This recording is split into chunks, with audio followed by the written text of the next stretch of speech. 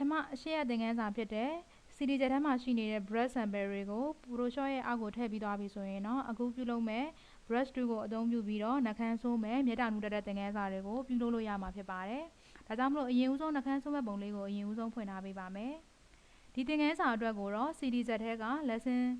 07ဆိုတဲ့ folder ထဲမှာထည့်ပေးထားပါတယ်။ဒီထဲကနေပြီးတော့ကြိုက်နှစ်သက်တဲ့ပုံကို make up လိမ့်လို့ရပါတယ်။မျက်နှာကိုnoise web flash အိမ်လေးနဲ့အရင်ဦးဆုံးချောထားပေးပါမယ်။အရင်ဦးဆုံးနှာခမ်းဒီကိုအရင်ဦးဆုံးဆိုးပြပါမယ်။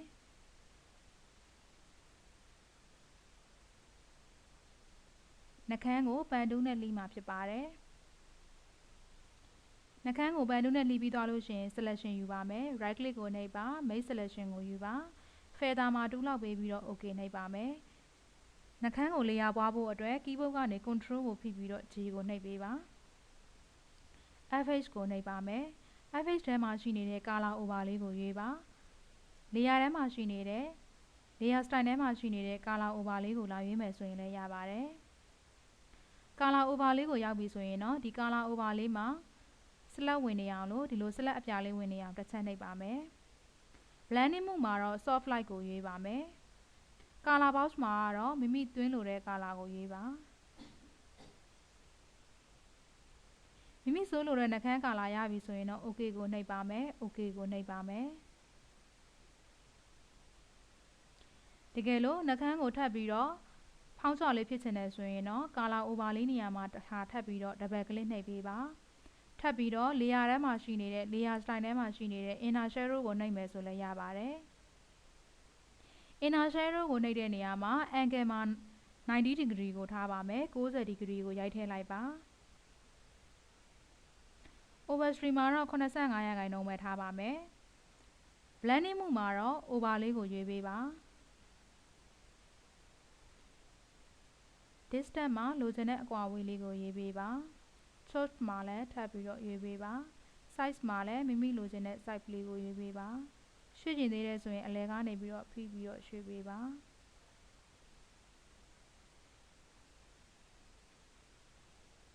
ဒါဆိုရင်တော့နှာခမ်းကအပေါ်ကိုပို့ပြီးတော့ဖူးဖူးလေးဖြစ်လာပါတယ်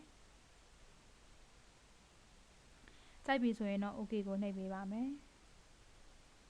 ဒီနှာခမ်းကိုထပ်ပြီးတော့ဆိုပြီးတော့တောက်ချင်တယ်ဆိုရင်တော့ brush ကိုသုံးမှာဖြစ်ပါတယ်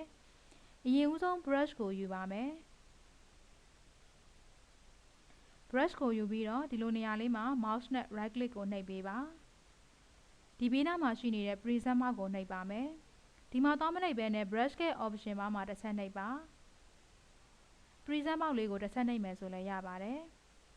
ပထမဦးဆုံးမိမိသုံးခဲ့တဲ့ brush လေးတွေကိုသွားပြီးတော့ထည့်ခဲ့တဲ့ brush လေးတွေကိုရွေးပေးပါမယ်ဒီမှာတော့ Duo lip gloss brush လေးကိုရွေးပါ expand ကိုနှိပ်မှာဖြစ်ပါတယ်ဒါဆိုရင်တော့အောက်မှာ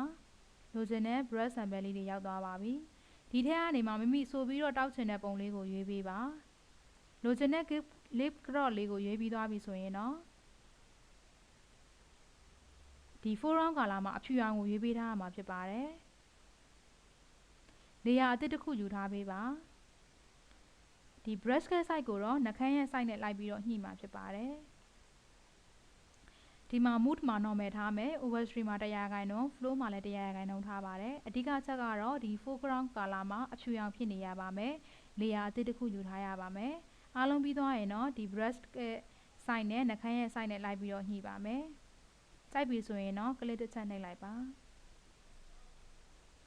ခုဆိုရင်တော့နှာခမ်းကဆိုပြီးတော့တောက်သွားပါပြီဒါပေမဲ့ဒီနှာခမ်းအပေါ်လေးမှာနေရာလေးတွေကလွဲနေပါတယ်ဒါကြောင့် move to ကိုယူပါမယ်အဲ့ဒီမှာရှိနေတဲ့ free transform ကိုနှိပ်ပေးပါ word ပုံသဏ္ဍာန်လေးကိုရွေးလိုက်ပါဒီပုံမှာလာပြီးတော့ဖိပြီးတော့တင်ပေးရမှာဖြစ်ပါတယ်ကြိုက်ပြီဆိုရင်တော့အမှန်ချစ်ပေးပါဒါဆိုရင်နှာခမ်းကဆိုပြီးတော့တောက်သွားပါပြီ